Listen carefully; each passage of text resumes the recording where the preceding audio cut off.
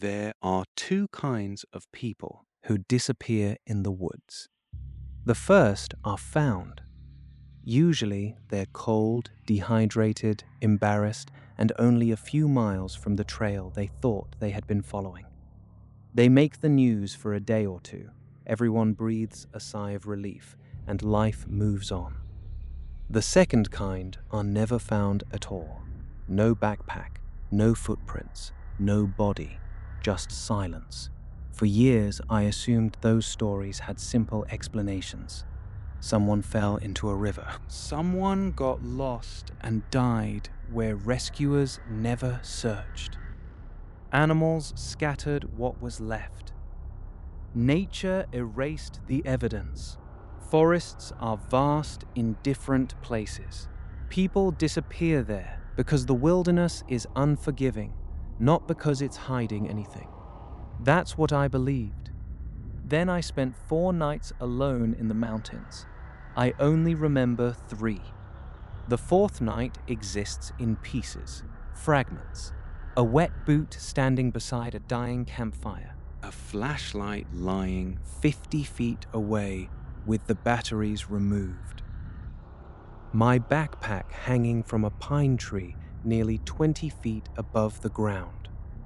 Blood on my sleeves. Mud under my fingernails. And a voice.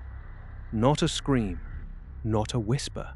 A calm, patient voice that sounded exactly like my own. It kept saying the same sentence. Don't turn around. I don't remember obeying it. I don't remember ignoring it. I only remember waking up the next morning on an abandoned fire road nearly 12 miles from where I'd pitched my tent. The search and rescue volunteers told me I'd been reported missing for almost 48 hours. According to my GPS, I had walked more than 30 miles through terrain that even experienced hikers avoid. The strange part wasn't the distance, it was the path. I had crossed cliffs that should have stopped me. I had climbed slopes that were almost impossible without ropes. I had walked straight through dense sections of forest where there wasn't enough room to take 2 steps without pushing branches aside. Yet my clothes had almost no tears. My boots showed surprisingly little wear. The soles were covered in black mud that no one could identify. Not the park rangers, not the state geologist, not even the laboratory that eventually examined samples scraped from the treads. Their report simply described it as organic material inconsistent with known regional soil composition. No one explained what that meant. No one wanted to. The sheriff asked me the same questions over and over. Where had I gone? Why had I left the trail? Had I taken drugs? Had I suffered a head injury? Did I remember attacking anyone?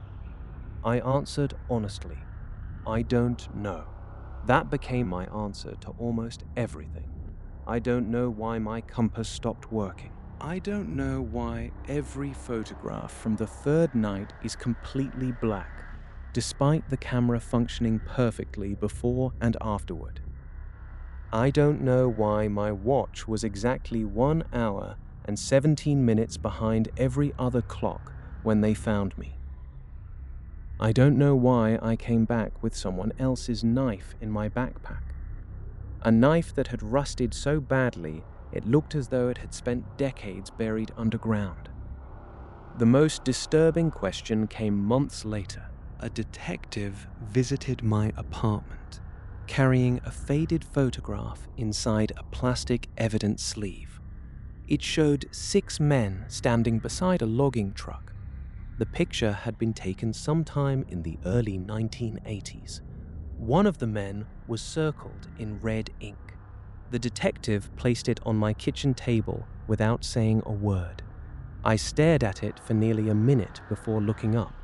What am I supposed to see? He swallowed hard. Look closer. I did. The man in the photograph wasn't identical to me. He wasn't even close enough to be a twin. But the resemblance was impossible to ignore. Same eyes, same crooked nose, same scar above the left eyebrow, same tired expression. He even wore the same old silver watch my father had given me when I turned 21. The detective quietly said something I'll never forget. That man disappeared in these woods in 1983. He paused. They never found him. I laughed, not because it was funny, because it was impossible. The detective didn't laugh. Instead, he slid another photograph across the table. This one had been taken after I was rescued. It showed me sitting in the back of an ambulance, wrapped in a grey blanket, staring into the forest. There was something standing between the trees behind me, far enough away that no one noticed it at first, close enough that the camera captured its outline. A man, or something shaped like one, watching, waiting. Its face was impossible to make out, except for one detail. It was smiling. I didn't tell the detective what happened out there. Not then, not during the interviews, not in the years that followed. Some memories stayed buried because I convinced myself they couldn't be real. But lately, I've started hearing footsteps outside my house after midnight, slow, measured, always stopping beneath my bedroom window. Every morning there are muddy footprints in the grass, bare feet, too large to belong to any human I've ever met. Sometimes they're facing my house. Sometimes they're facing the woods behind it. Never both. 3 nights ago, I woke to hear someone walking across my porch. There was a single knock on the front door, then another, then silence. I looked through the peephole. No one was there. When I opened the door, I found only one thing resting on the welcome mat: a small pile of pine needles, fresh, still wet with mountain dew. The nearest pine forest is over 60 miles from where I live. I locked the door, closed every curtain, turned on every light in the house. And for the first time since I came back, I realized something. Maybe I was never rescued. Maybe something else came home instead. I wasn't chasing a legend. I wasn't looking for ghosts. I wasn't trying to prove that monsters existed. If anything, I wanted the exact opposite. I wanted silence. The kind of silence you can only find where there are no highways, no phone towers, no neighbors mowing their lawns on Saturday mornings. Just trees. Endless trees. The idea came after another sleepless night. I had spent nearly 3 hours staring at the ceiling of my apartment while the city hummed outside my window. Every car alarm, every barking dog, every distant siren reminded me that there was nowhere to escape my own thoughts. My father had been gone for 93 days. Not that I was counting. At least that's what I kept telling myself. His old voicemail still sat in my phone. "Hey kiddo, call me when you get a chance." I never deleted it. Some nights I played it just to hear his voice. Then I'd realize I couldn't remember what it sounded like without the recording.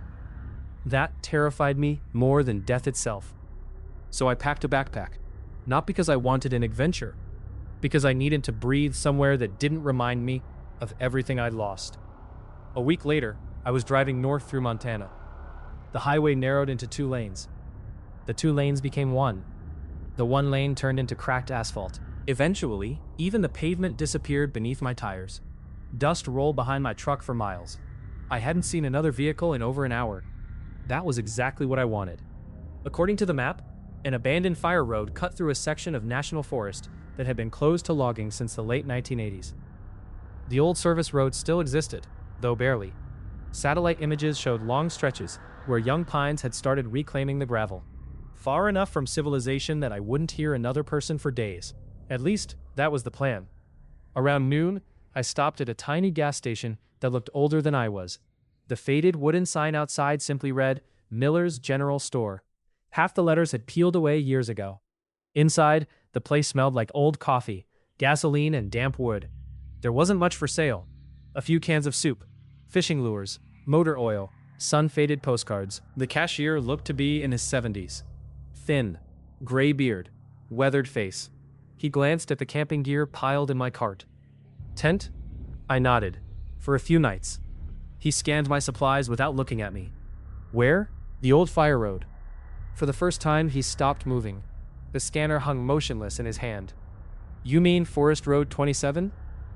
I think so. He slowly looked up. You hiking alone? You picked a strange place. I smiled politely. I like quiet. So did the last fellow. The words lingered in the air. I waited for him to explain. He didn't. Instead, he placed a folded paper map beside my groceries. Take it. I've got GPS. It won't hurt. I'll be fine. His eyes stayed fixed on mine. No, he said quietly. You probably won't. I laughed awkwardly. He didn't. When I reached for my wallet, he grabbed my wrist. Just enough to stop me. If you hear someone calling your name after dark, he paused, make sure you can see who's talking. I stared at him. What? He let go. Forget it.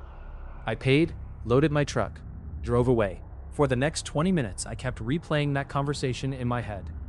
Small town people loved telling spooky stories to tourists, probably their version of entertainment. By the time I reached the forest entrance, I'd convinced myself that's all it had been. A joke, nothing more.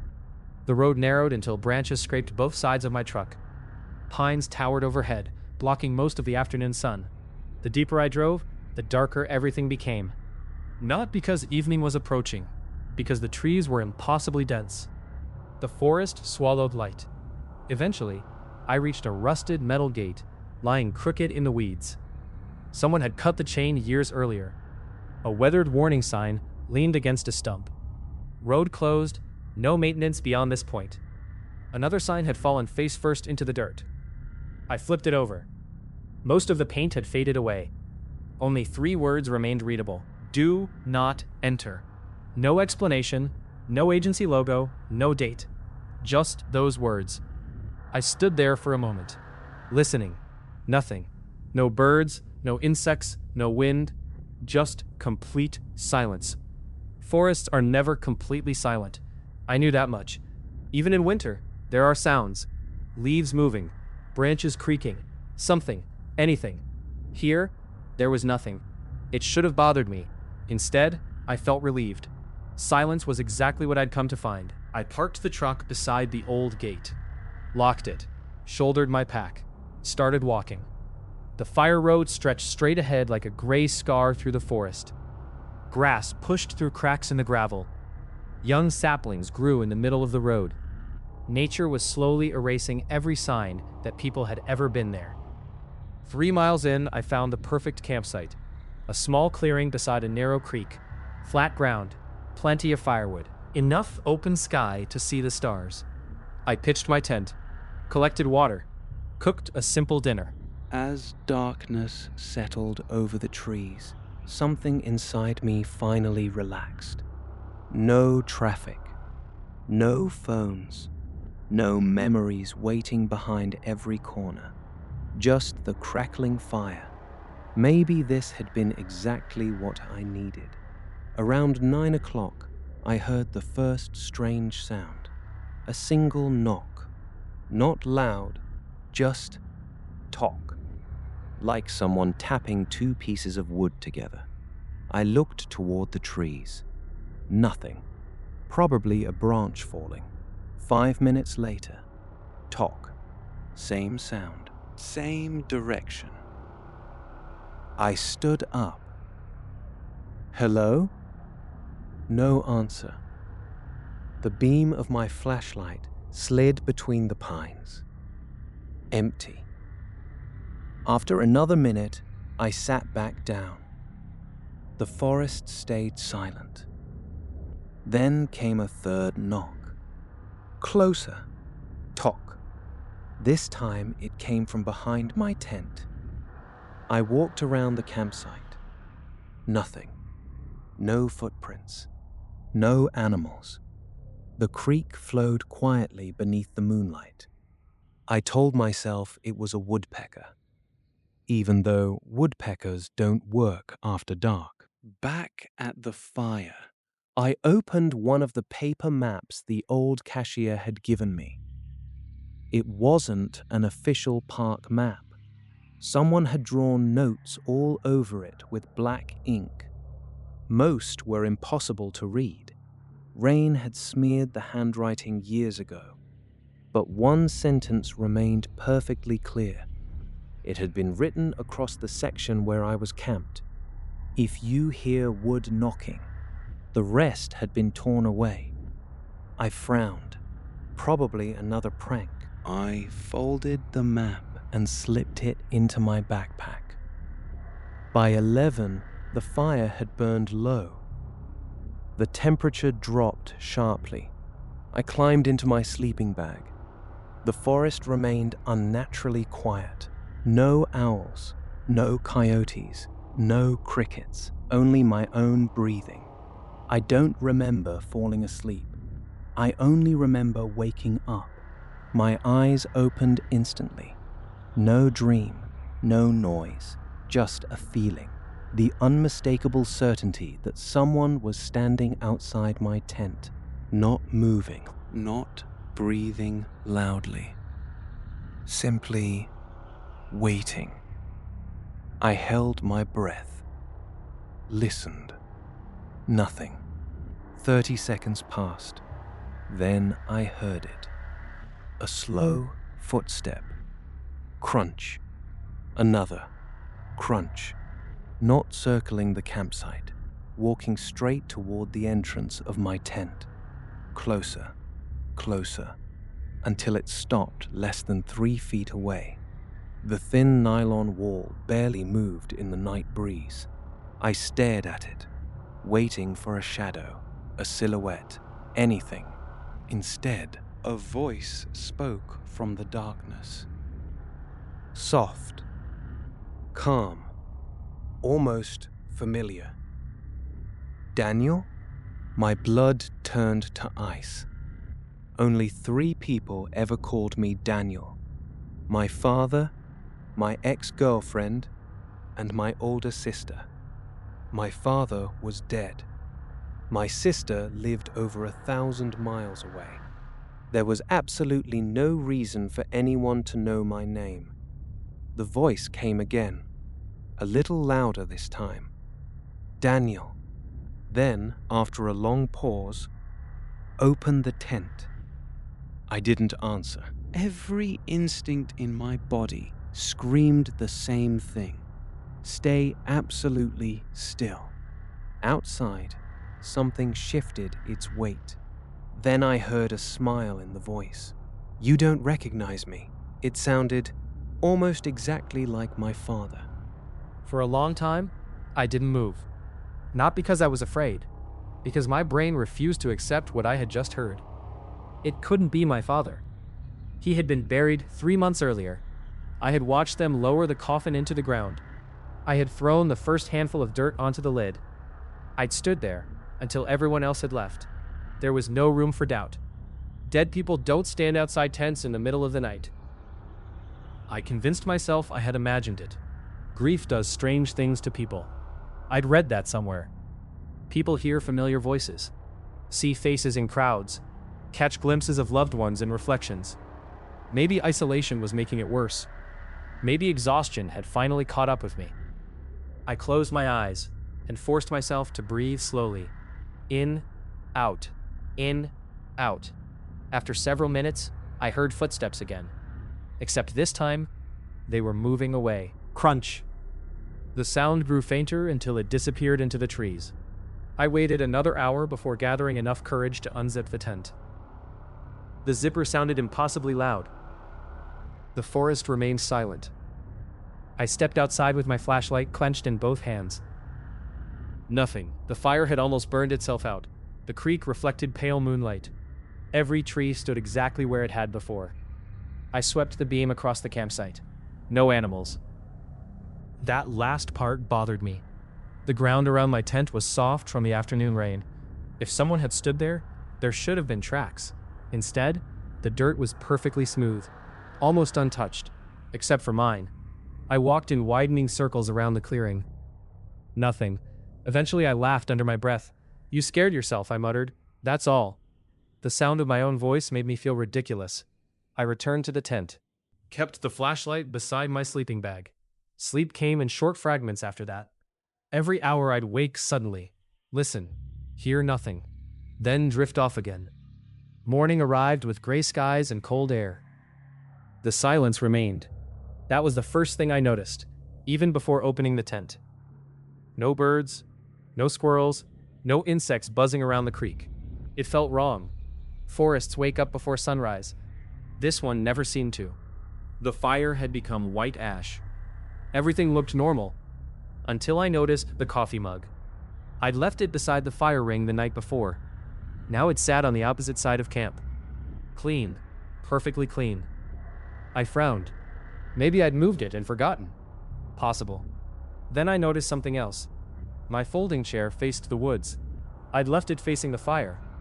Again, maybe I was mistaken. People misremember small things all the time. Still, a tiny knot tightened in my stomach. I made breakfast, packed a small day bag, left the tent standing. The plan was simple. Follow the old fire road another 6 or 7 miles, explore a few abandoned logging trails, return before sunset. Easy. The weather couldn't have been better. Cool, cloudy, no wind. After half an hour, I found the first strange thing, an old boot, just one, half buried beside the road.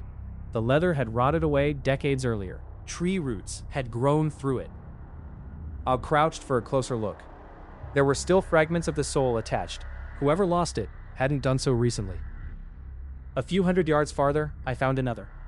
Not the matching boot, a completely different one. Smaller, different style, different age. Again, only one. I started paying attention. Over the next 2 hours, I counted 12 single boots. Never a pair. Scattered along the road as if people had simply stepped out of them and kept walking barefoot. I laughed nervously. There has to be an explanation. Maybe floods. Maybe old dumping sites. Maybe I couldn't think of a third possibility. The deeper I walked, the stranger the forest became. Trees grew farther apart. The underbrush disappeared. Even the moss seemed thinner. It looked used, as though something large traveled through there regularly. Not a trail. Not exactly. More like an absence. Around noon, I stopped for lunch beside an abandoned ranger station, or what was left of one. The roof had collapsed years ago. Windows were gone. Nature had begun swallowing the building whole.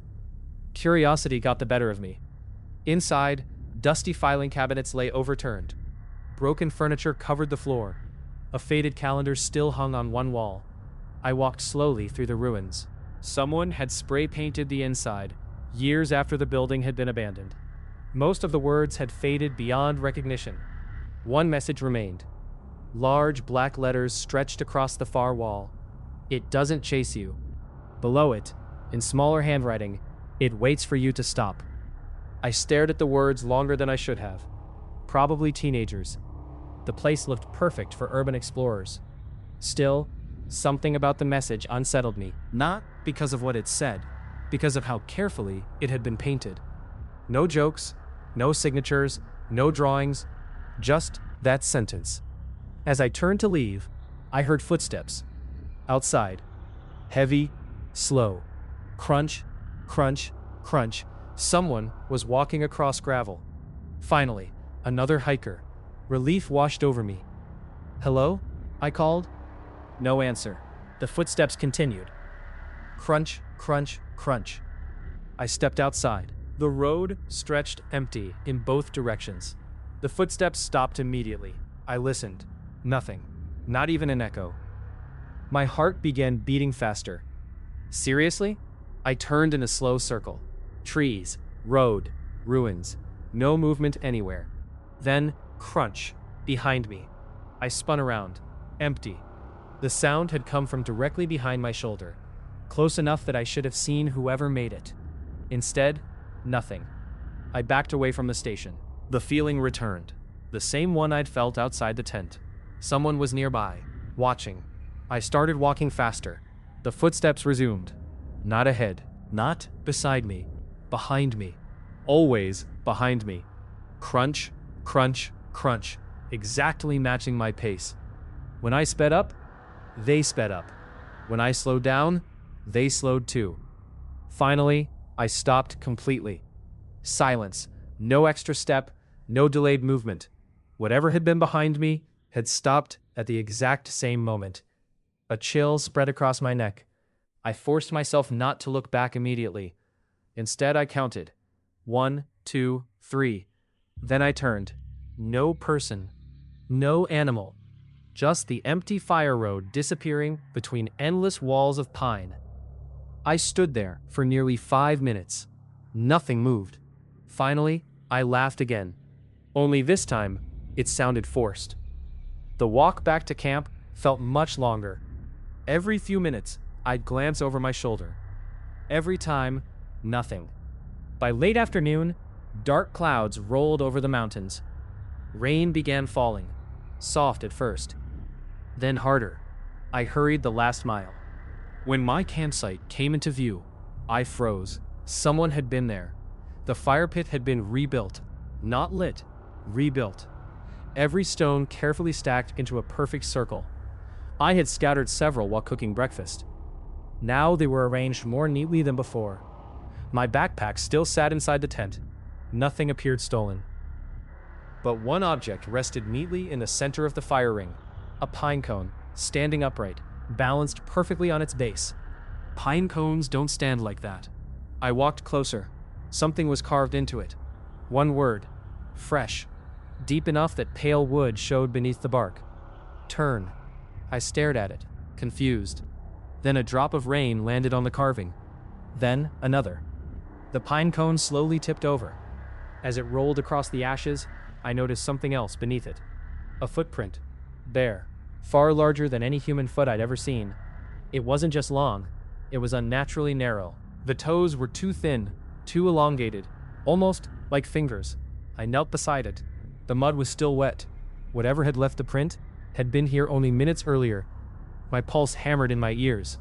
For the first time since entering the forest, I considered leaving, packing everything, driving home. For a few seconds, that seemed like the smartest decision I'd made all week. Then I looked toward my truck. It wasn't visible from camp, but I knew exactly where it was. Less than 3 miles away. An easy walk. I could be on the highway before dark. I stood up, walked to my tent, reached for the zipper, and stopped. Someone had written something across the nylon. Not with paint, not with ink, with a muddy finger. 3 simple words. You looked back. I stood there for what felt like forever, staring at the words on my tent. You looked back. Rain slowly washed the letters away. Brown streaks slid down the fabric until they disappeared completely, leaving nothing but wet nylon. If I hadn't seen them with my own eyes, I could have convinced myself they were never there. I touched the spot with trembling fingers. Just mud. Nothing unusual. No smell, no strange texture. Only cold rainwater running over my hand. My first instinct was simple. Leave. Pack everything. Forget the campsite. Forget the hiking trip. Forget the last 24 hours. Nothing was worth staying here.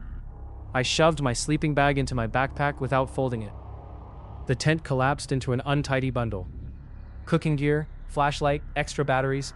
I stuffed everything wherever it would fit. I didn't care about organization anymore. I wanted distance. Within 15 minutes, I was back on the fire road. Rain hammered the trees. Fog drifted low across the ground. The forest seemed darker than it had that morning, as if the weather had stolen what little light remained. I kept my eyes on the road. 3 miles, that was all. 3 miles to the truck, then civilization, then answers. After 20 minutes of walking, something felt wrong. The creek should have appeared on my left by now. It hadn't. The screen flashed once, then froze. A loading symbol spun endlessly before the device shut itself off. Battery dead. Impossible. I'd charged it the night before leaving home. It had shown 94% less than an hour ago. I pulled out my phone. No signal. Expected. Battery, 3%. I frowned. That couldn't be right. I'd barely used it. The screen flickered, then went black. Dead. The forest suddenly felt much larger. I reached into my pocket for the paper map the old cashier had given me. Still there. Rain had softened the folds, but it remained readable. Mostly. I traced the fire road with my finger. According to the map, I should reach the gate within another hour. Easy. I folded it carefully and kept walking. 30 minutes later, I arrived back at my campsite. At first, my brain refused to process what I was seeing. The fire ring, the fallen log beside it, my boot prints in the mud. Everything exactly as I'd left it. I looked behind me. The road stretched into the forest. There was no fork, no intersection, no way I could have accidentally walked in a circle. Yet somehow, I had. I laughed. It came out sounding almost desperate. Okay, very funny. I turned around, walked the opposite direction. Another 40 minutes passed. The rain finally stopped. The clouds began breaking apart. Sunlight filtered through the branches. Then, the creek, the fire pit, my campsite. Again. This time I didn't laugh. I stood perfectly still. My breathing became shallow. People don't accidentally walk perfect circles on straight roads, especially roads that don't turn. I checked my compass. The needle spun twice. Stopped. Pointed south. I turned around. The needle turned with me, always pointing straight ahead, no matter which direction I faced. Something cold settled in my stomach. I remembered the old man's words. Take the paper map. You'll probably need it. A sound interrupted my thoughts. An engine, far away. My head snapped toward the road. There it was again. A truck. Relief hit me so hard my knees nearly buckled. Someone else. The engine grew louder. Moments later, an old Green Ranger pickup emerged between the trees. It looked ancient. The paint had faded almost gray. Rust covered the doors. The tires threw mud in every direction as it rolled toward me. I stepped into the middle of the road and waved both arms. The truck slowed, stopped a few yards away. The driver's window rolled down with a squeal. An elderly man looked at me. Late 60s, weather-beaten face, gray mustache. His uniform carried no visible name tag. Only an old National Forest patch sewn onto one shoulder. He studied me for several seconds before speaking. You alone? Yeah. I'm trying to get back to the entrance. He nodded slowly. Figures. I think I'm lost. No. He looked past me toward the trees. You're exactly where it wants you. A chill climbed my spine. What? He ignored the question. Instead, he asked one of his own. How many nights? I hesitated. 2. His expression changed. Not dramatically. Just enough. You still have time. Time? What are you talking about? He opened the passenger door. Get in. I didn't hesitate. The truck smelled of wet canvas and old tobacco. Maps covered the dashboard. Several radios sat mounted beside the steering wheel. Every one of them hissed with static. The Ranger pulled back onto the road without another word. We drove in silence for nearly 10 minutes. I watched carefully. Straight road. No turns. No intersections. No circles. Eventually, I asked, have people gotten lost out here before? He gave a dry laugh. Depends what you mean by lost. I mean, I searched for the right words.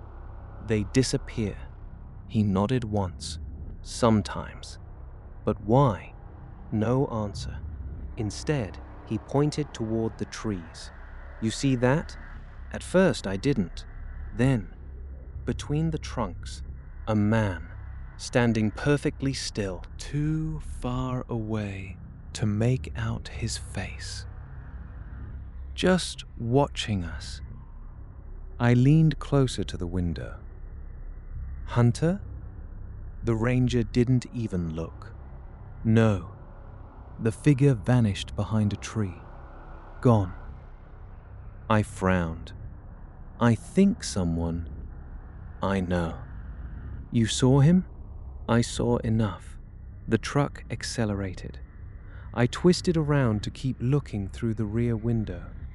The forest blurred past, no sign of anyone. When I turned back, the ranger was staring directly at me. Not the road. Me. His eyes looked strangely tired. When you hear your name tonight, he spoke so quietly I almost missed it. Don't answer. A knot tightened in my chest. How do you know someone's been calling my name? He didn't respond. Instead, he asked, has it started using voices you recognize yet? I felt every hair on my arm stand up. How did you know that? Still no answer. Only silence. 5 more minutes passed. Then the truck stopped. We're here. I looked outside. The old metal gate. My truck. Exactly where I'd left it. Relief flooded through me. I reached for the door handle. Before opening it, I turned back. I appreciate this. The ranger gave a small nod. Go home. I will. And don't come back. I wasn't planning to. I climbed out, shouldered my backpack, walked toward my truck. Halfway there, something bothered me. I hadn't heard the pickup drive away. I turned around. The road was empty. No truck. No tire tracks in the mud. Nothing. Completely gone. Impossible. I hurried to my truck, unlocked the door, threw my backpack inside, started the engine. Nothing. The starter clicked once, then silence. Again, click. Again, click. The battery had been replaced less than 2 months earlier. It couldn't be dead. I climbed out, lifted the hood. Everything looked normal. No loose cables. No obvious damage. As I lowered the hood, I noticed something tucked beneath the windshield wiper. A folded piece of yellow paper. Old. Brittle. Water-stained. I unfolded it carefully. It was a missing person flyer. The paper had aged almost beyond recognition.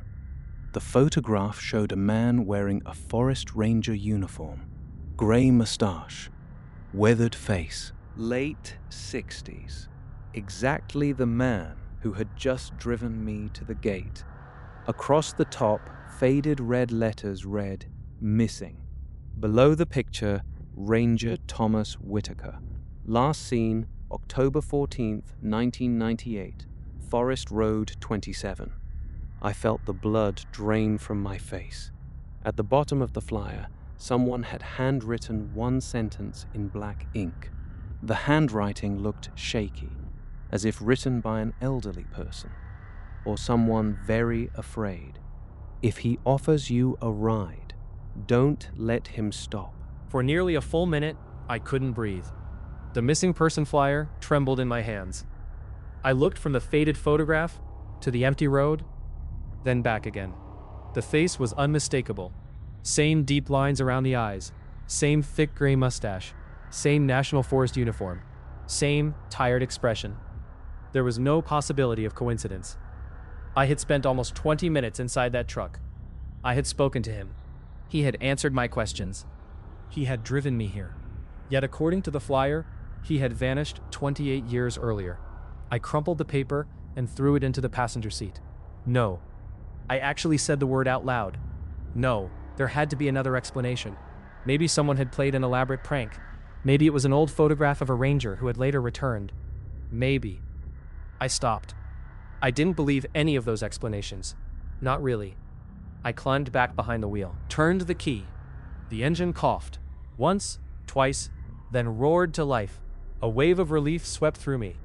I shoved the truck into reverse, backed away from the old gate, turned around, started driving towards civilization. The tires slipped on the wet gravel, but I didn't care. I was leaving. That was all that mattered. For the first 10 minutes, everything felt normal.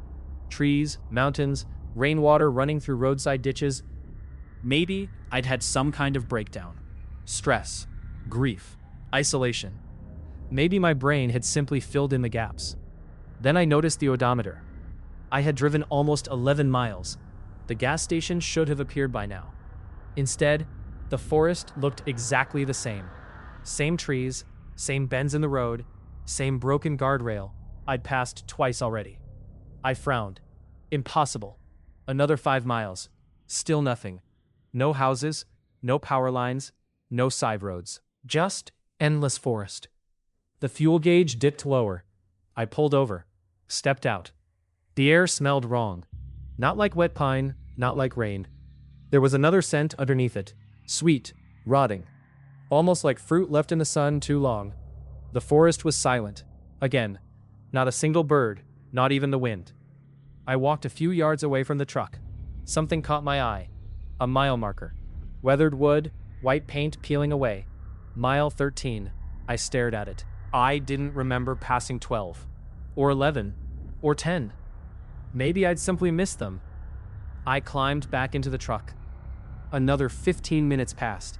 Then, another mile marker. Mile 13. I slammed on the brakes. Dust rolled past the windshield. No. I jumped out, walked to the sign. Different scratches, different cracks in the wood. But the number remained the same. 13. I got back into the truck. Drove again. 5 minutes later. Mile 13. This time I didn't stop. My hands tightened around the steering wheel. The engine growled as I accelerated. 40 miles per hour. 50. 60. The forest blurred past. Still, every few minutes, another sign. 13. 13. 13. Always 13. Never 14. Never 12. Only 13. The road itself hadn't changed, but something had. The trees. Without realizing it, they'd begun growing closer together. The branches reached farther over the road. The sunlight faded until it looked like late evening, even though my dashboard clock insisted it was only 3:42 p.m. Then, the radio came alive. Static exploded through the speakers. I flinched. I hadn't even turned the radio on. A woman's voice emerged beneath the crackling. "Can anyone hear me?" Silence. "Please." The signal broke apart. "Don't stop." Static swallowed the rest. I grabbed the tuning knob. Every station played the same thing. Static. Then the voice. "He's behind me." More static. "Please don't." A loud burst of interference made me jerk my hand away. The speakers fell silent. Completely silent. Even the static disappeared. The passenger seat creaked. Not loudly. Just enough for me to notice. Nothing. Just my backpack. The crumpled missing person flyer. A flashlight. I faced forward again. The rearview mirror caught my eye. Someone was sitting in the back seat. I slammed on the brakes so hard, the truck skidded sideways. My heart nearly stopped. I spun around. The back seat was empty. I looked back into the mirror. Still empty. I closed my eyes, counted slowly to 5. Opened them again. Nothing. My breathing became ragged. "This isn't real." I repeated it, again and again. The words sounded less convincing every time. A sharp knock echoed from somewhere outside. Talk. I froze. Another knock. Closer. Talk. Wood against wood, exactly like the sound I'd heard the first night at camp. Then another. This time, from the roof of the truck. Talk. The metal vibrated. I stared upward. Another impact. Harder. Talk. Something heavy had landed on top of the cab. I grabbed the flashlight, opened the door, stepped outside. The roof was empty. No branch, No animal, nothing. Another knock, behind me. I slowly turned. The sound hadn't come from the truck, it had come from deep inside the trees. Then another, to my left. Then another to my right. One after another. Wood knocking. Slow, deliberate, never overlapping. As if something, or several things, were communicating. The rhythm spread through the forest. Toke, toke, toke. Different distances, different directions, surrounding me. Every instinct screamed at me to get back inside the truck. I obeyed. Doors locked, windows up, engine running. I shifted into drive, pressed the accelerator. Nothing. The engine revved. The truck didn't move. I looked down. The gear selector sat firmly in drive. I pressed harder. Gravel sprayed everywhere. Still, the truck refused to move, as though something enormous held it in place. Then, the knocking stopped. All at once. The silence that followed felt worse, much worse, because now I could hear footsteps, slow, heavy, coming from directly behind the truck. Crunch, crunch, crunch. Each step was deliberate, patient, like whoever was walking knew there was no reason to hurry. The footsteps stopped behind the tailgate. I watched the rearview mirror. Nothing. Only the empty road disappearing into the trees. A shadow passed behind the truck, too fast to identify. Then, a hand appeared. Not on the road, not beside the truck. On the outside of the tailgate, long fingers slowly curled over the metal. The skin looked grey, almost bark-like. The fingernails were impossibly black, far too long. They tightened their grip. The entire truck gave a small shudder. Then another hand appeared. Then, very slowly, something began pulling itself upward. I never saw its face, because at that exact moment, a horn blasted somewhere ahead, loud, deep, the kind of horn used by logging trucks. The hands vanished instantly. The weight disappeared from the truck. The engine lurched forward. Without thinking, I slammed my foot onto the accelerator. The tires finally caught. The truck shot down the road. I didn't look back. Not once. 5 minutes later, the trees opened. Power lines appeared. A paved highway stretched across my windshield. I hit the brakes so hard I nearly slid into the intersection. Cars. Real cars. A family in an SUV. A motorcycle. A delivery truck. Normal life. I had never been so relieved to see traffic. I pulled onto the shoulder and sat there shaking. After several minutes, I stepped out to catch my breath. An elderly man, fueling his pickup at a nearby roadside station, looked over. "You all right?" I nodded too quickly. "Yeah. You look like you've seen a ghost." I almost laughed. Instead, I asked him a question. "How far is Forest Road 27 from here?" He frowned. 27? Yeah, the old fire road. His expression changed, slowly. "Son," he pointed toward the mountains behind me.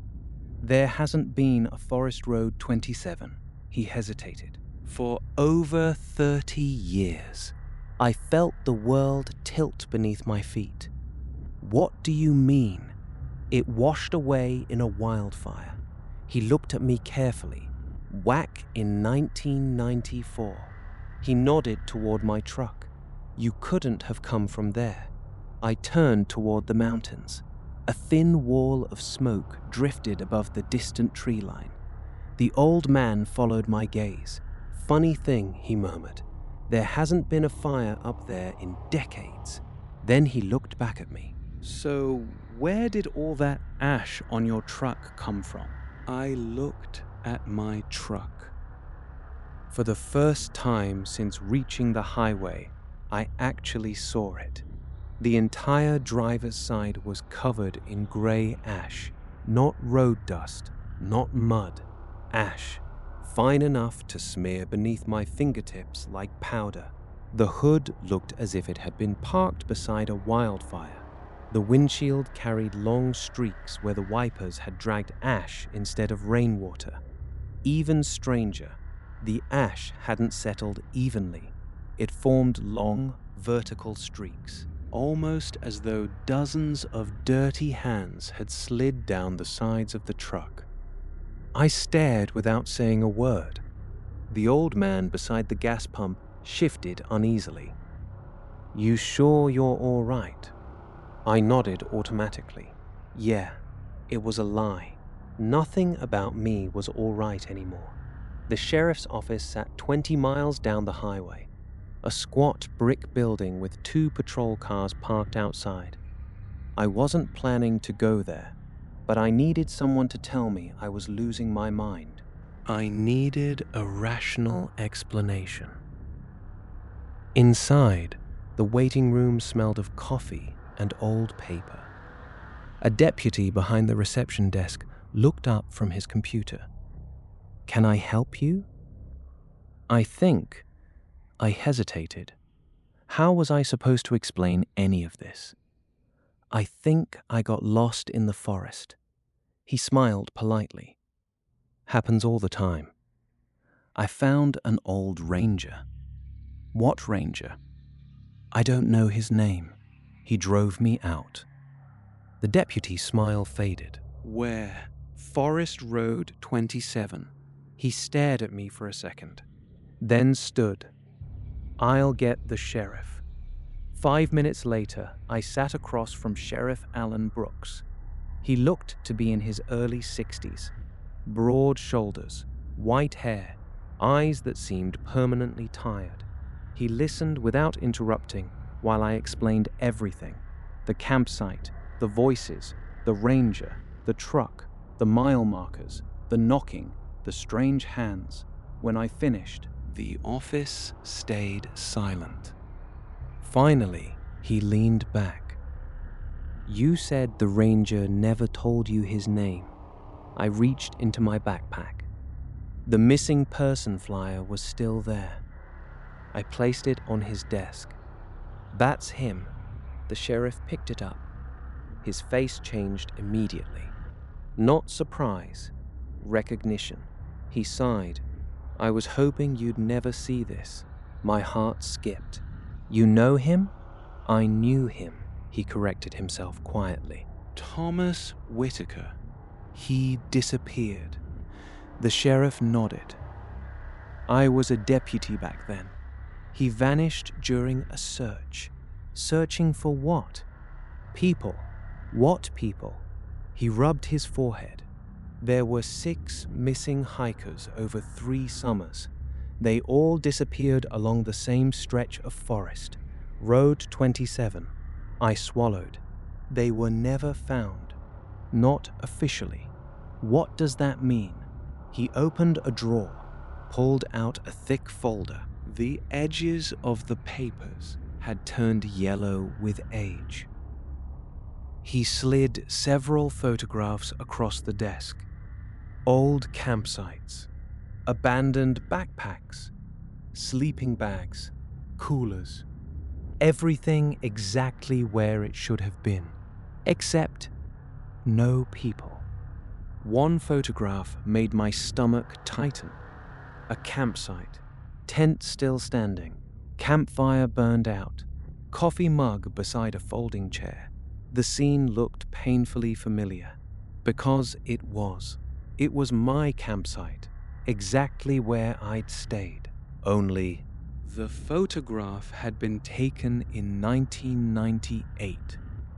The date was printed in the corner, October 16. My hands began shaking. No. The sheriff watched my expression carefully. "You recognize it." "I camped there." He nodded slowly. So did they. I looked closer. The tent wasn't mine, different color, different brand, but the clearing, the creek, the fallen log, everything else was identical. What happened to them? No one knows. They simply vanished? He didn't answer. Instead, he slid another photograph toward me. This one showed Thomas Whitaker, standing beside the same fire pit, looking directly into the camera. Behind him, between the trees, someone stood watching. The figure was almost impossible to notice. Dark, thin, perfectly still, exactly like the one I'd seen from the ranger's truck. I looked up. You saw this? We all did. Who is it? The sheriff smiled bitterly. That's been the question for 30 years. He stood and walked toward a metal filing cabinet. After unlocking it, he removed a cassette recorder. Old, scuffed. The label read, Whitaker Search Audio Number 4. He placed it on the desk, pressed play. Static, heavy breathing. Then a man's voice, calm, professional. This is Ranger Thomas Whitaker. The date is October 14th.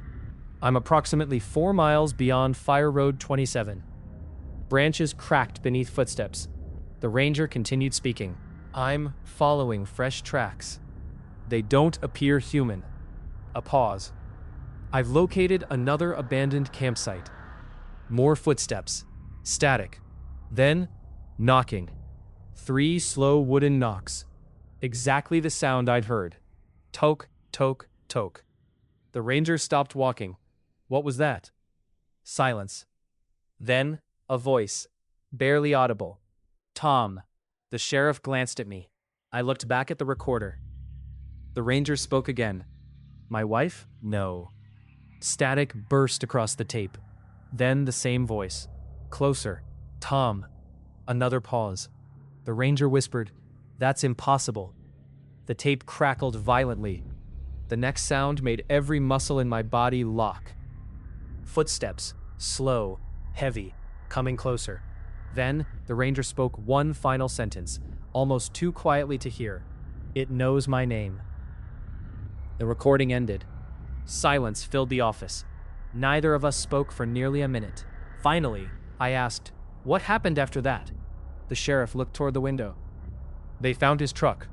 And? Nothing else. I should have left. I should have driven home, burned my camping gear, pretended none of it had happened. Instead, I made one mistake. One small, stupid mistake. I asked the sheriff a single question. Can I keep the flyer? He hesitated, then nodded. It's just a copy. I folded it carefully and slipped it into my backpack. The sheriff stood. If I were you, I'd never go back. I won't. I mean it. I know. He looked directly into my eyes. No matter what you hear. I frowned. What do you mean? He didn't answer. Instead, he walked me to the front door. Outside, the afternoon sun had finally broken through the clouds. For the first time in 2 days, the world looked normal again. People crossed the street. Children laughed outside an ice cream shop. A dog barked somewhere nearby. Life continued exactly as it always had. Maybe it really was over. Maybe I'd escaped. I climbed into my truck, started the engine, pulled onto the highway. 20 minutes later, my phone rang. Unknown number. I almost ignored it. Something made me answer. Hello? For several seconds, only static. Then, a familiar voice. Soft, gentle, warm. Hey, kiddo. My hands tightened around the steering wheel. It was my father. Exactly as I remembered him. Not almost, not similar. Exactly. I've been trying to reach you. Tears instantly filled my eyes. I couldn't speak. His voice sounded tired, but you keep driving away. The truck drifted toward the center line. I corrected it instinctively. Dad? A quiet chuckle came through the speaker. You left me there. My heart stopped. What? You shouldn't have done that. Then one last sentence came through. Turn around. The call disconnected. My phone screen went black. Not because the battery died, because the phone itself had switched off.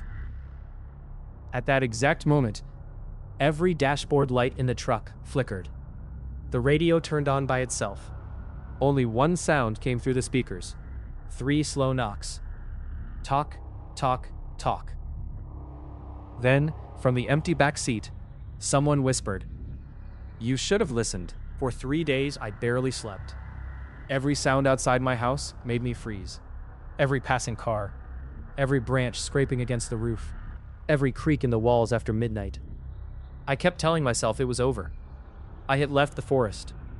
Whatever happened there stayed there. That was how these stories were supposed to end. The survivor escapes. The nightmare remains behind. Life returns to normal." But life didn't return. It became quieter, not peaceful. The first thing I noticed was the birds. There were dozens of oak trees surrounding my neighborhood. Every morning, they were filled with robins, sparrows, and crows. On the 4th morning after my trip, they were gone. Not fewer, gone. The trees stood perfectly still. No songs, no fluttering wings, no nests. My elderly neighbor, Mrs. Carter, stood in her yard, staring into the branches. "Strange," she muttered. "I've lived here 30 years. I've never seen them disappear." I was about to close the app when the camera glitched, just for a second. A blur crossed the screen. Tall, impossible to judge. Then the image froze. Standing beside my truck was a man, or something shaped like one. It wasn't facing the camera. It was facing my front door, perfectly still. I rushed to the window. The driveway was empty. By the time I looked back at the phone, the recording had ended. The security footage refused to play. The file existed. The timestamp remained. But every frame after 2:13 a.m. had turned completely black. Exactly like the photographs from the forest. The next morning, I drove back to the sheriff's office. Sheriff Brooks looked exhausted before I even spoke. "You've seen it too." It wasn't a question. He nodded slowly. "I was hoping you wouldn't." He disappeared into his office and returned carrying another folder. I never showed this to anyone outside law enforcement. Inside were photographs taken over almost 40 years. Different people, different families, different states. Every picture showed the same thing. A person who had survived the forest, and somewhere behind them, far enough away to escape notice, stood the same impossibly tall figure between the trees. Sometimes it appeared outside a hospital, sometimes beside a farmhouse, sometimes beyond a school playground, always watching, never moving, until one day, the person disappeared. No witnesses, no struggle, no evidence, just gone. "How many?" I asked. Brooks answered quietly. 38. "And me?" He looked at the newest file. 39. "I want to go back." The word surprised even me. Brooks stared as though I'd lost my mind. "No, if this thing followed me, it didn't. It waited." "What does that mean?" "It doesn't leave." He hesitated. "Unless someone brings it home." The room became very still. I remembered the pine needles on my porch, the ash covering my truck, the muddy fingerprints, the unknown knife in my backpack. I suddenly understood. I carried something out. Brooks nodded. "We just don't know what." He emptied my backpack onto the desk. This sleeping bag, flashlight, map, water bottle, the yellow flyer, then the knife. Neither of us had noticed it before. Not really. It looked older than before. The blade was black with corrosion. The wooden handle had cracked with age. Carved into one side were 2 letters. T.W. Thomas Whitaker, the Ranger. Brooks' face drained of color. That knife was buried with him. I looked up sharply. What? They declared him dead after 7 years. His family held a funeral. They buried his personal belongings. He swallowed. This was one of them. Neither of us spoke. Slowly, Brooks wrapped the knife in an evidence bag. "We're taking it back." The forest greeted us with rain. Not heavy, just enough to blur the windshield. This time I wasn't alone. 2 deputies followed in another truck, One search and rescue volunteer drove an ATV. Say something random. Everyone carried radios. No one laughed. No one talked much. It wasn't fear. It was familiarity. They had all heard the stories. None of them expected to find answers, only bodies. We reached the old gate just after noon. Except there was no gate, only burned concrete posts. The road beyond had vanished beneath decades of forest growth. One deputy frowned. "There's nothing here." I pointed ahead. My campsite was 3 miles that way. He looked into the trees. "There isn't a road." Brooks placed a hand on my shoulder. "Show us." I took one step forward, then another. The forest felt colder immediately. Behind us, every radio erupted with static. One deputy cursed. "My GPS just died." Another checked his compass. "It keeps spinning." Brooks never looked surprised. "Keep moving." 20 minutes later, I stopped. The clearing should have been there. Instead, There was only untouched forest. No creek, no fire pit, no tent, nothing. I turned in confusion. This is impossible. Then the search dog began barking. Wildly, the animal lunged toward a cluster of pines. Deputies ran after it. The dog stopped beside a shallow depression in the earth. It refused to go any closer. One deputy knelt, brushed away leaves. His face went pale. Bones. Human. more digging revealed another skeleton. Then another. Then another. None lay in graves. They rested exactly where they had fallen, as though every one of them had simply sat down and never gotten up. Brooks whispered, "My God." A rusted badge lay beneath one skeleton's ribs. He picked it up carefully. The engraving was still visible. Thomas Whitaker. The ranger had never left the forest. Then every radio screamed at once. Not static, voices. Dozens of them. Whispering, calling names, calling ours. The deputies spun in every direction. "I heard my wife, my son, my mother." Brooks shouted, "Don't answer." Too late. One deputy looked toward the trees. "Dad?" Silence. Then he walked into the forest. No one touched him.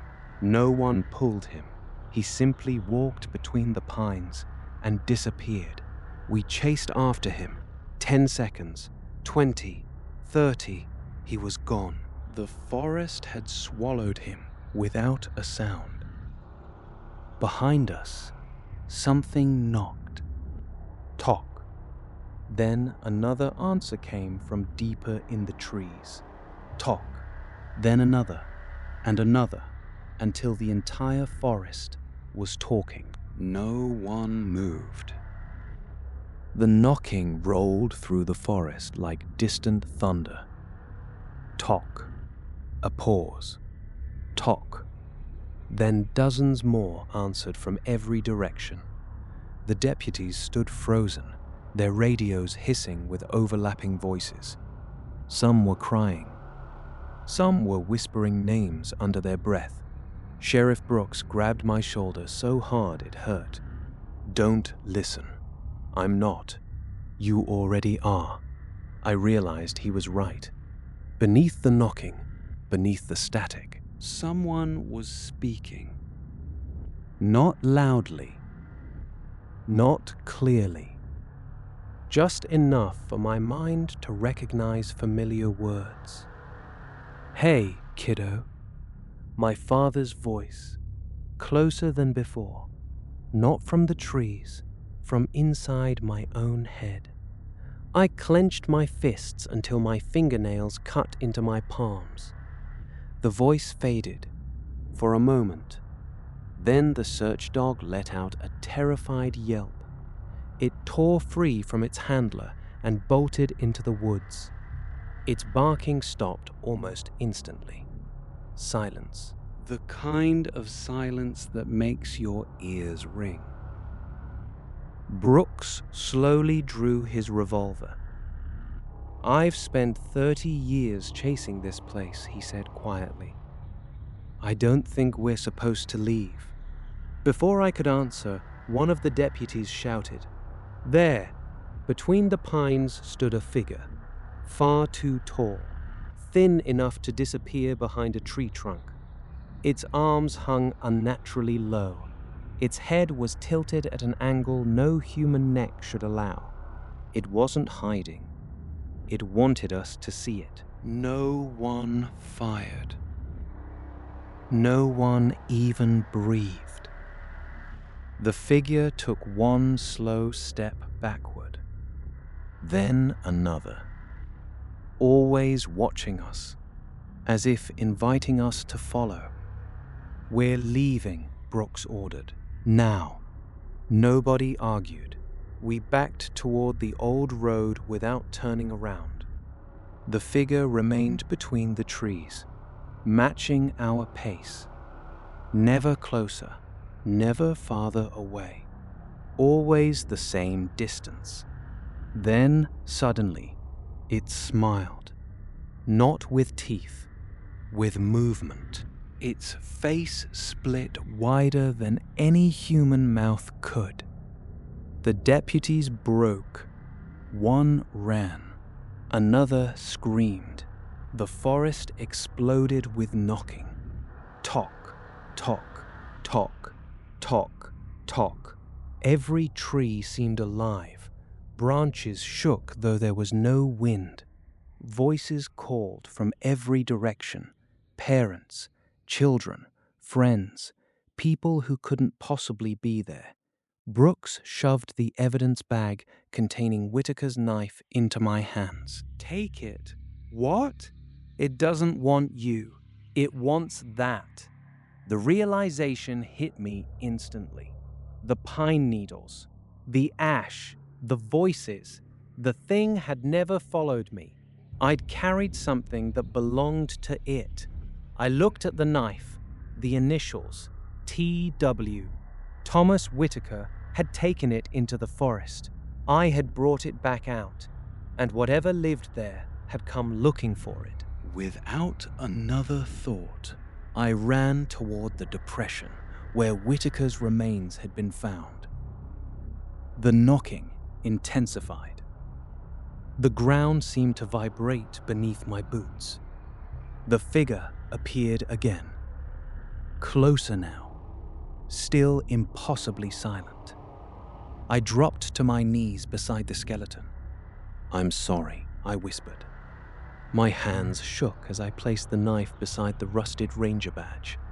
For one terrible second, nothing happened. Then the forest inhaled. Not the wind, the forest itself. every branch bent inward. Leaves spiraled into the air. The temperature plummeted. A deep groan echoed beneath the earth. The tall figure stopped moving. Its smile disappeared. Slowly, it stepped backward. One tree, then another, until the darkness between the trunks swallowed it completely. The knocking ceased. Birdsong filled the air. One bird, then another, then dozens. The forest sounded alive for the first time. No voices, no static, only wind. Brooks lowered his revolver. "It's over." None of us answered. We walked out together. No one looked back